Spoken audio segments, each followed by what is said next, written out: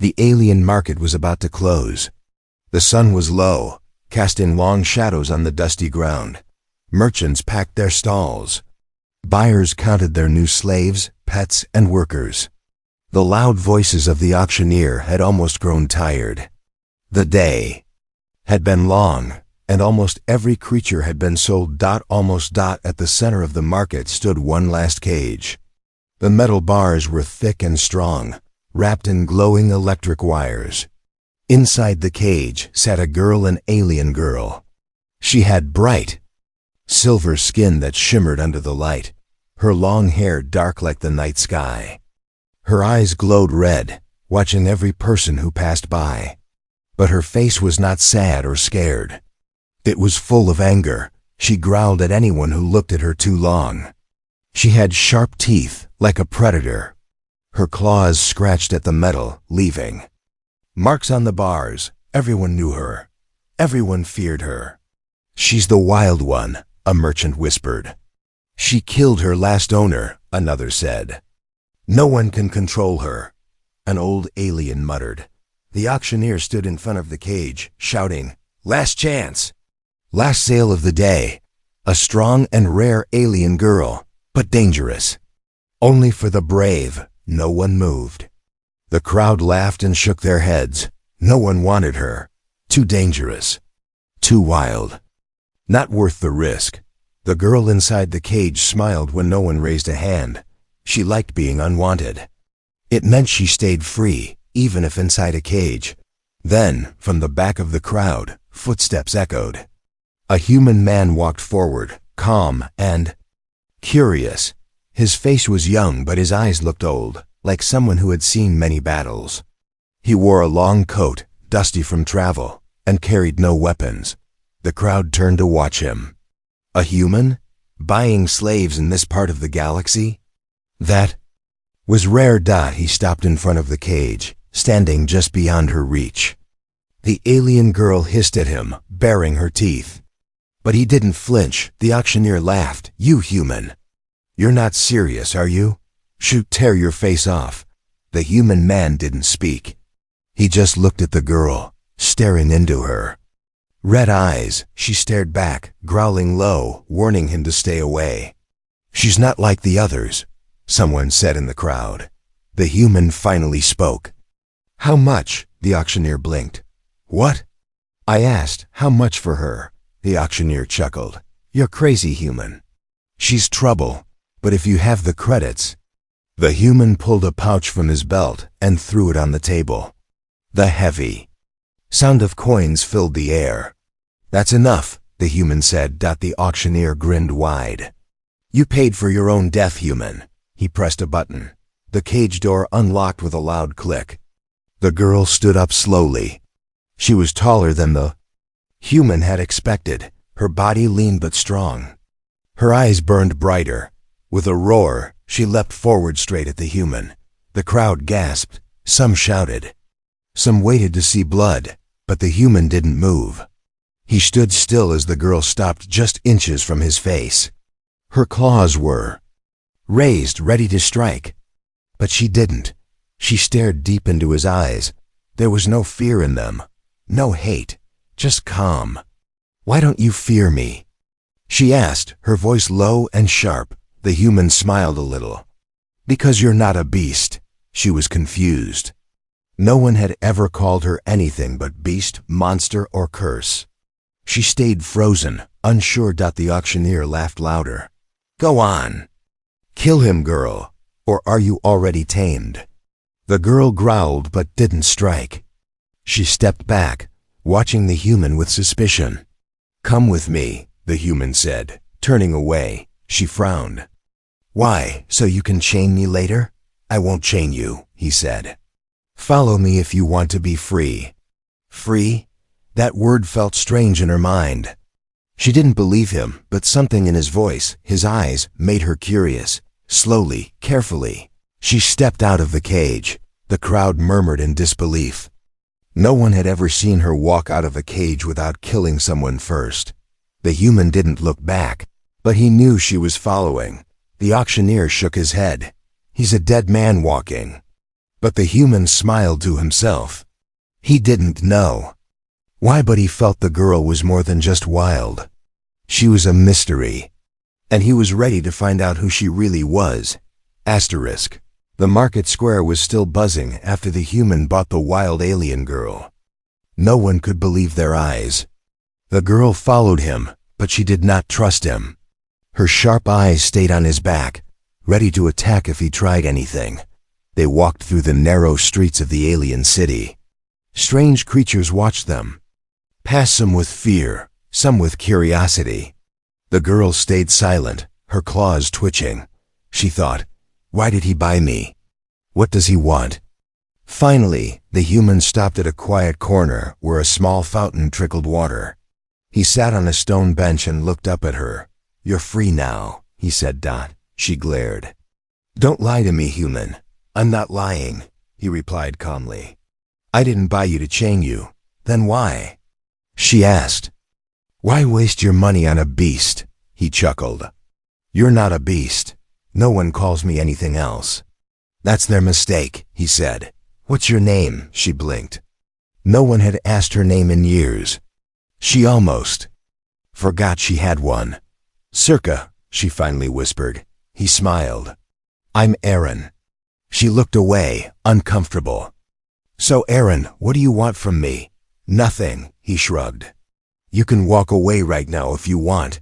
Circa's eyes narrowed. You're lying. No, Aaron said. But I'm curious.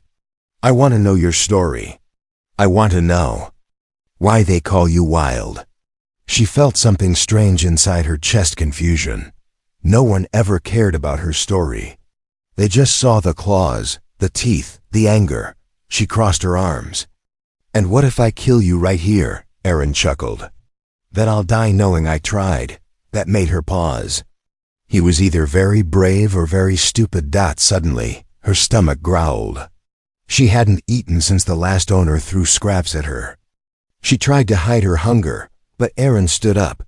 Come, he said. Let's find food. She hesitated. But the hunger was stronger than her pride. She followed him, staying a few steps behind. They reached a small street stall run by an old reptilian alien. The food smelled warm roasted meat, soft bread, and spiced soup. Circa's mouth watered, but she stood still. Aaron bought 2 plates and handed one to her. She stared at it, unsure. Eat, he said simply. She grabbed the food but didn't trust it. Is it poisoned? Aaron laughed lightly. If it is, then I'm eating it too. She watched him take a bite first. Only then did she eat. The first taste made her eyes widen. It was warm, real food, not the cold leftovers she was used to. She ate fast, like she might lose it if she slowed down. Aaron watched silently, not judging. When she finished, she looked at him suspiciously. Why do you help me? She asked. Because I know what it feels like to be treated like less than nothing. Circa frowned. You? A human? He nodded. Long ago, I was a prisoner in a war. They treated me like an animal. I survived because someone helped me. She stared at him. Was he telling the truth? His eyes seemed honest. Aaron smiled. You don't have to believe me, but you can stay with me until you decide. And if I run? I won't stop you. She was confused. Every owner before had chained her, locked her, beaten her. But this human? He offered freedom. Still, she wasn't ready to trust him. If you're tricking me, I'll kill you. Aaron nodded. Fair enough. Circa stayed silent. She didn't walk away. She didn't attack. Instead, she followed him as he walked back toward the city outskirts. The stars were starting to appear in the sky. Aaron found an empty spot under a metal shelter and made a small fire. She sat across from him, watching the flames. He looked up at her again. Tell me, Circa, why did you kill your last owner? Her claws twitched. Her eyes turned hard. Because he deserved it. Why? He tried to break me, she whispered. Tried to make me into a pet. I am no pet. Aaron nodded slowly. Good, I wouldn't want a pet anyway. She looked up, surprised. I'd rather have a friend, he added. Circa scoffed. Friend? Me? Why not? She stared into the fire, her thoughts a storm. No one had ever called her anything close to friend. She didn't know what to think. Aaron leaned back, looking at the stars. You don't have to decide now, he said softly. Just think about it. Circa watched him carefully. He wasn't pretending to sleep, nor was he guarding himself from her. She could kill him now. Claws, teeth, easy. But she didn't single quotes the dot instead. She sat by the fire, listening to the night sounds. For the first time, she felt uncertain. Something was different about this human. She didn't understand it yet, but she wanted to. The night was quiet, except for the crackle of the small fire. Circa sat across from Aaron, watching him with sharp eyes. She had many chances to strike. He wasn't guarding himself. No weapons, no armor, just a foolish human sitting calmly. Under the stars. Why? She kept asking herself. Why does he trust me? Why doesn't he chain me? Circa had never seen this before. Every owner before him had used whips, shocks, or cages. But this human, he just sat and watched the stars, like. She wasn't dangerous at all. She wanted to test him. She needed to know if he was pretending. With a low growl, Circa stood up. The firelight made her silver skin shine. She stepped closer to Aaron, her claws slowly extending. He looked at her calmly, saying nothing. Do you think you've tamed me, human? She hissed. No, Aaron replied softly. I don't think you can be tamed. That answer surprised her. She expected him to say yes, like others before. She circled him, eyes glowing red in the dark. Then why do you let me stay? She challenged. Because I'm curious, he said. I want to see who you are without the chains. She stopped behind him. One swift move, and she could slice his neck. She raised her claw, just inches from his skin. The fire flickered as if feeling her anger. Do it, Aaron said quietly. If that's what you want. His voice was steady, no fear, no trembling. Circa's claws hovered in the air, but she didn't strike. She growled in frustration. Why aren't you afraid of me? Because I've met worse than you, he said with a small smile. She stepped in front of him again, eyes narrowing.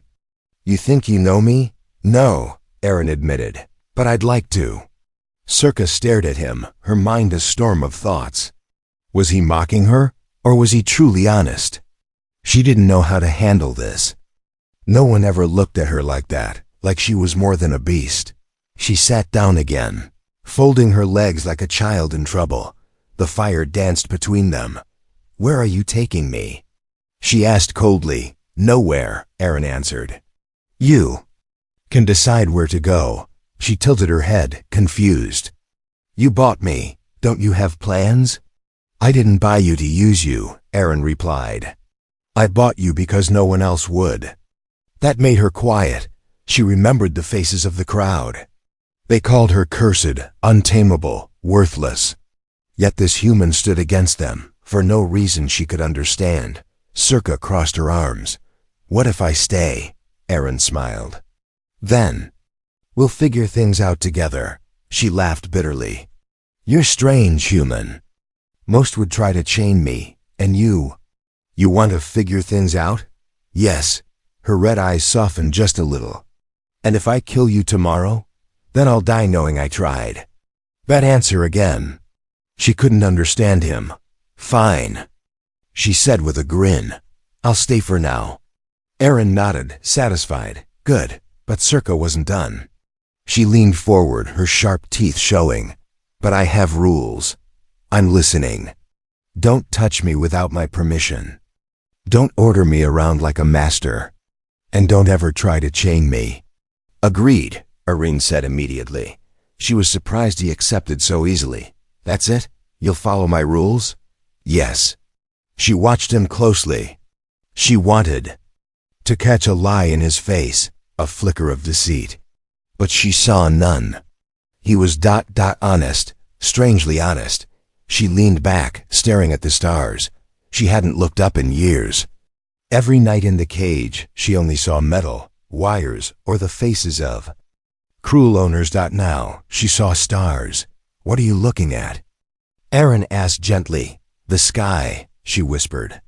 I forgot it looked this big. Aaron smiled. It's always there waiting. She frowned. You're weird. I've been called worse, he chuckled. For the first time in years, Circa.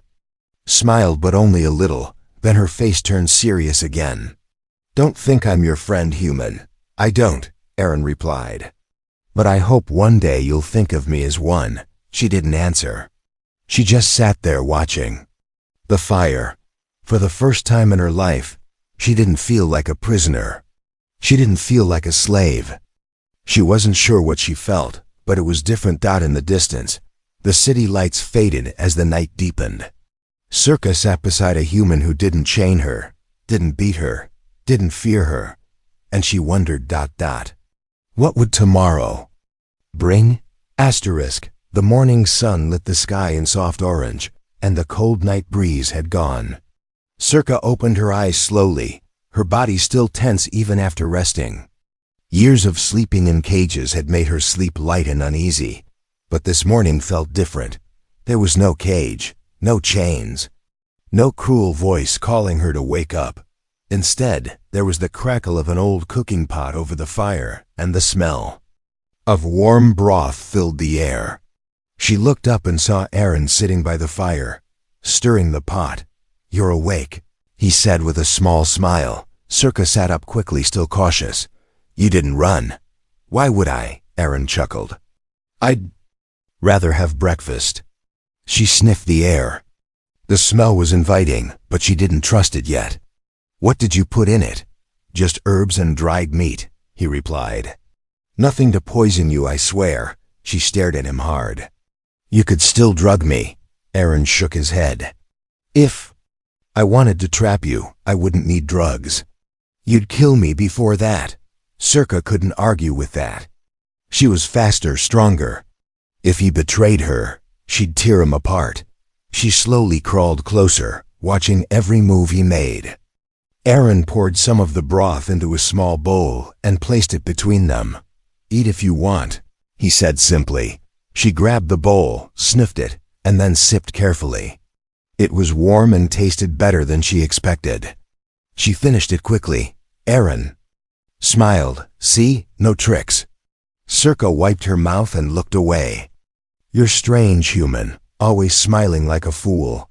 Maybe, Aaron said, or maybe I just believe that smiles are less dangerous than swords. She frowned. Not where I come from. For a moment, there was silence between them. Just the sound of the fire crackling. Then Aaron spoke. I want to make a deal with you. Circa raised an eyebrow. What kind of deal? You stay with me, Aaron said. But no chains, no orders, no slavery. We travel together. You choose to stay as long as you want. And what do you want in return? Just your story, Aaron said softly. Tell me about your past when you're ready. She narrowed her eyes. That's all? Yes. Circa was suspicious. Humans don't help without wanting something. I'm not like most humans, Aaron said. I've been alone too. I know what it feels like. She stared at him for a long time, searching his face for lies. But there was only honesty. Finally, she asked, What if I betray you? Aaron shrugged. Then I'll face the consequences. But I'd rather trust and be wrong than never trust at all. Circa didn't understand this human. She had seen nothing but cruelty, violence, and pain. But this human was different.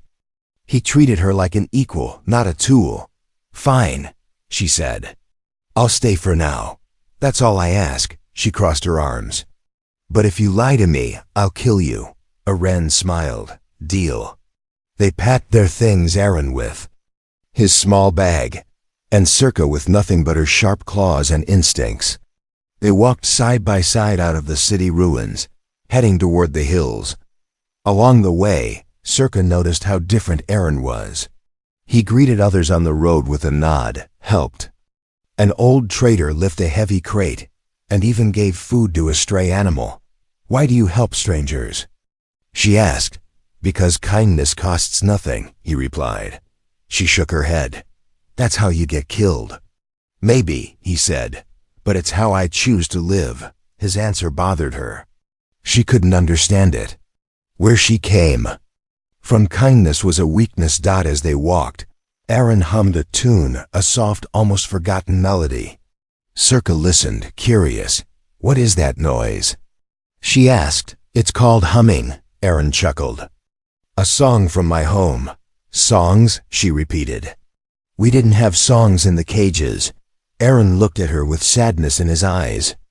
Then I'll teach you, she scoffed. I don't need songs. Everyone needs songs, Aaron said. With a grin, they remind us we're alive, Circa didn't reply. But deep inside, something stirred, a small feeling she didn't recognize. A tiny warmth. As the sun climbed higher, they found a shady spot under a large tree. They rested, and Aaron offered her some dried fruits. She took them without thanks, but ate them quietly. Why don't you ask me where I'm from? Aaron asked. I don't care, Circa replied. That's fair, he smiled. But one day, I'll tell you anyway. Circa looked at him. Don't expect me to share my past. I won't expect, Aaron said gently. But I'll listen when you're ready. She stayed silent, unsure how to answer that. For the first time in her life, Circa had a choice. She was not chained. She was not forced. She was just walking beside a strange human who treated her like she mattered. She didn't trust him yet, but a part of her wanted to see how far this strange deal would go. Night had fallen again. The stars blinked high above, scattered like silver dust across the dark sky. Aaron and Circa sat by another small campfire, deep in the open hills. The night was quiet, except for the sounds of insects chirping. Circa sat a little closer to the fire this time. She watched the flames dance, her red eyes glowing in the dark. Aaron noticed that she hadn't tried to escape, not even once since morning. He glanced at her. You stayed. She didn't look at him. I'm not done watching you yet. Aaron smiled gently. Good enough for me. Silence returned between them, but it wasn't uncomfortable. Circa's mind was heavy, though. All day, memories had been crawling back into her thoughts, memories she wanted to forget. Aaron broke the silence. You always look angry, Circa, even when you eat or rest. Why? She glared at him. Because I have every reason to be. Tell me, Aaron said softly. She shook her head. Why should I? Because I'm listening, he said. Not to judge, not to use your story against you. Just to understand. For a long moment, she said nothing. But the fire's warmth, the quiet night, and his calm voice, all made it harder to hold the walls she built inside. Finally, she sighed. Fine, you want to know? Then listen. Aaron nodded silently. She stared into the flames, her voice low but sharp. I was born on a planet where strength meant everything. My kind. We are warriors. But I was small, even as a child. Weak, they said. Unfit. She paused, her claws digging lightly into the dirt. My own people sold me to traders when I was young. Sighed I was worthless. They thought I'd die in chains anyway. Aaron frowned. He didn't interrupt. I was passed from one owner to the next, Circa continued, her voice hollow. Each one worse than the last. Some wanted me as a fighter, others as a servant. Some ... Her voice broke a little. ... Wanted worse. She clenched her fists tightly. But I fought. I bit, I clawed, I killed. Every time someone tried to break me, I made sure they paid. She looked up, her eyes burning. That's why they called me wild. A beast, untamable. Aaron listened quietly, his face serious. I was never a beast, she whispered. I just didn't want to be owned. Her breath was heavy, her body tense. She had never told this story before.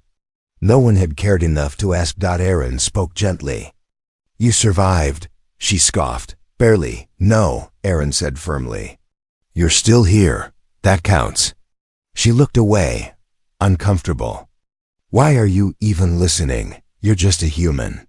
Because pain is pain, no matter the species, he said. And no one deserves to carry it alone. Circa stared at him, confused. She expected pity or disgust, but his eyes showed only respect. No one's ever said that to me, she muttered. Maybe because no one ever listened, Aaron replied. She sat in silence for a while, her heart heavy but strangely light at the same time. Like a part of her was no longer hidden. Aaron added, "You don't have to prove anything to me, Circa. Not strength, not anger." She looked at him, her voice softer. "Then what do I have to prove?" "Nothing," he smiled. "Just be yourself, that's enough."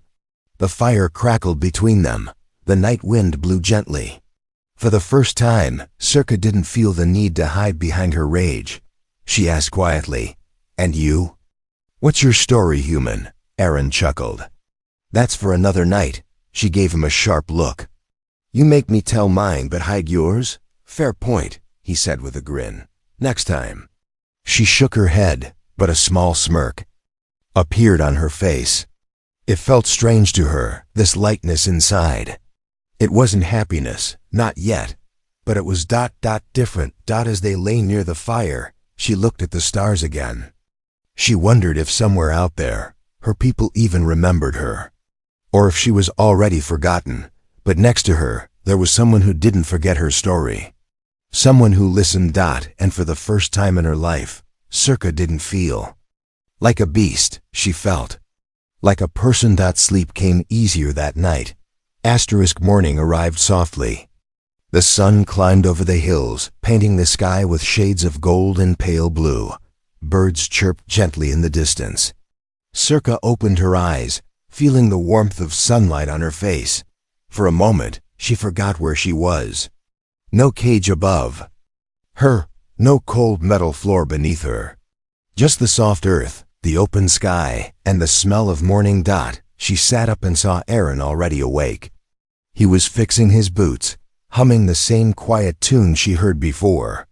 He looked at peace, like the world's troubles didn't bother him. Circa watched him quietly. She didn't understand this human. He smiled even when there was no reason to. He hummed even though life was hard. Why? She wondered, what makes him so calm? Aaron noticed her watching. "Good morning, Circa." She looked away quickly. "Don't call me like we're friends," Aaron chuckled. "Fair enough." They ate a small breakfast, dried fruit and water. Circa still didn't say much, but something inside her was different. She wasn't just following him now because of curiosity. She wanted to understand him. After packing, they continued walking. The path led through tall grass fields, with wildflowers scattered like tiny stars on the ground. The wind was soft, carrying scents of earth and leaves. As they walked, they heard voices ahead, shouts, and the sound of a struggle. Aaron raised a hand, signaling Circa to stop. He crouched low, peeking through the grass. There, on the road, a group of dirty bandits surrounded a merchant cart. The merchant, an old alien with green scales, held up his hands, begging for mercy. The bandits laughed, waving their weapons. Aaron's face turned serious. "We should help," Circa frowned. "Why?" "Let them kill each other." "He's just a merchant," Aaron said. "He doesn't deserve this." Circa crossed her arms. "Not our problem." "It is now," Aaron replied firmly, without waiting. Aaron stood up and stepped onto the road. Circa cursed under her breath. "This fool's going to get himself killed." The bandits turned, surprised to see a lone human walking toward them. "Hey, stay out of this," one shouted. "Unless you want to die." Aaron raised his hands calmly. "Let the merchant go, and I'll walk away," they laughed. "Or we can kill you both and take everything," Circa sighed. She couldn't let him die like this, not after everything. She stepped out from the grass, her red eyes glowing. The bandits froze when they saw her, tall, silver-skinned, with claws ready. Whispers spread among them. "Is that the wild alien girl? She's supposed to be a killer." "There." Leader barked, She's just one alien. Attack! Before they could move, Circa dashed forward, fast like a shadow. She grabbed the first bandit and threw him hard against a tree. He didn't get up. Another bandit swung a blade, but she caught his arm and twisted it until bones cracked. He screamed. Aaron moved too, punching another attacker, knocking the wind out of him. In moments, the bandits were on the ground moaning, broken, defeated. The merchant watched with wide eyes, trembling. Aaron walked over and helped him up. "You're safe now." "Thank you," the merchant stammered. He looked at Circa with fear. "She's with you?" "Yes," Aaron smiled. "Don't worry." Circa stood, her breath steady, claws stained with dirt and blood. She looked at the merchant, expecting him to call her a beast, a monster. But instead, the merchant bowed slightly. "Thank you, for saving me." Circa blinked. No one had ever thanked her before, not without fear in their voice. They left the merchant and continued their path. Circa walked quietly beside Aaron. He looked at her. "Thank you for helping." She shrugged. "I didn't do it for him." "I know," Aaron said, smiling. "But you still did it." She glanced at him. "Why didn't you kill them?" "Because beating them was enough," Aaron said. "I'd rather scare them off than kill." Circa shook her head. "You're too soft." "Maybe," Aaron replied. "But it's who I am." She walked in silence for a while, thinking. Then she asked softly, "Why did you smile at me?" "When?" "After I fought those bandits." Aaron smiled again. "Because I saw something different in your eyes." "What?" "Not rage." He said, "You look alive." Circa didn't know how to answer. She felt it too. When she fought, it wasn't just anger this time. It was purpose. They continued walking, the sun high above. But inside Circa, a small change had begun. She still didn't trust easily. She still had her claws and her guard, but when she looked at Aaron, she felt something new. Maybe, just maybe, she wasn't a beast anymore. The air was cold on the mountains where the human had taken her. For the first time in her life, she wasn't waking up to the sound of chains or harsh orders. Instead, there was only the sound of wind passing between rocky cliffs and the crackling of a small campfire. She sat quietly, knees pulled to her chest, staring at the flames. The human, his name was Daniel, was tending the fire, carefully adjusting the wood as if it was some delicate task. His armor was off, his face was open, his expression calm. He wasn't watching her like the others did, like she was a creature, a product, or a danger. She was still waiting for him to order her, to threaten her, to claim her. That was how it always worked before, but days had passed and he never did. "Why?" she asked suddenly, her voice low, rough from disuse. Daniel glanced up. "Why what? Why didn't you chain me like the others did?" Daniel's lips curved into a faint smile. "Because you don't belong in chains." She stared, her green skin warming under the glow of the fire. "But I was dangerous." "Everyone said so." He shrugged. "They didn't know you." "I wanted to." The simplicity of his words struck her harder than any chain ever had. For cycles upon cycles, she had believed what others said about her. That she was wild, uncontrollable, meant to be locked up. She didn't remember her family. She didn't remember freedom. Just cages, cruel hands, and buyers who thought they could break her spirit. But this human, he didn't try to break her. He tried to understand her. She looked at her hands that had once clawed and fought anyone who dared to touch her. Now they trembled for a different reason. "I don't know who I am," she admitted. Voice small. Daniel nodded, tossing a stick into the fire. "Then we'll find out together." Together, that word was heavier than any collar. They traveled for weeks, through abandoned cities, over icy plains, and into dense alien forests. She walked beside him, sometimes ahead, sometimes behind, but never chained. Slowly she started to speak more. She asked about the stars, the strange foods he cooked, the stories of other worlds. He answered everything patiently, even when she grew frustrated. And every night, when the sky was clear, Daniel would point at the stars and tell her their names. She started naming them too, giving silly titles like the Lonely Spark or the Twin Eyes. He laughed, not at her, but with her. For the first time she laughed too. It felt strange, like a sound her throat had forgotten how to make. But peace didn't last long in their kind of world. One evening, while they camped near a quiet stream, a squad of bounty hunters found them. Word of the untamable girl and her human had spread, and slavers wanted her back or dead. They surrounded the camp, weapons drawn, demanding Daniel step aside. She's ours. One barked, no human plays hero here. Daniel stood, calm but firm. She's not yours. She never was. They laughed. Then you'll die with her. But before they could fire, a shadow moved fast, silent, deadly dot. It was her. She lunged. With a speed no one expected, she was no longer a caged girl. She was a warrior unleashed. Her fists, her claws, her very presence was like a storm. She fought not because she was ordered to, but because she chose to. Within minutes, the bounty hunters fled, bloodied and broken. Breathing heavy, she stood before Daniel, eyes wild but not with rage, with fear. I don't want to go back, she whispered. You're not going back, Daniel promised, stepping closer. You're free, as long as you want to be. She stared at him, heart thundering. No one had ever said that to her. No one had ever meant it. What if I don't want to be free alone? Daniel smiled. Then you won't be. You'll stay with me. As my equal. Her throat tightened. As your. He chuckled softly. Friend, partner, or whatever else you want to be. She blinked.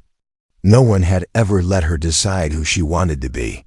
She looked up at the sky, the twin eye she had named, still watching. The stars were endless, and for once, so were her choices. Slowly, she stepped closer to Daniel. Not because she was ordered, not because she was afraid, but because she wanted to. And when she stood beside him, she whispered, My name is Circa. It was the first time she had spoken her own name in years. Daniel's smile grew. Circa.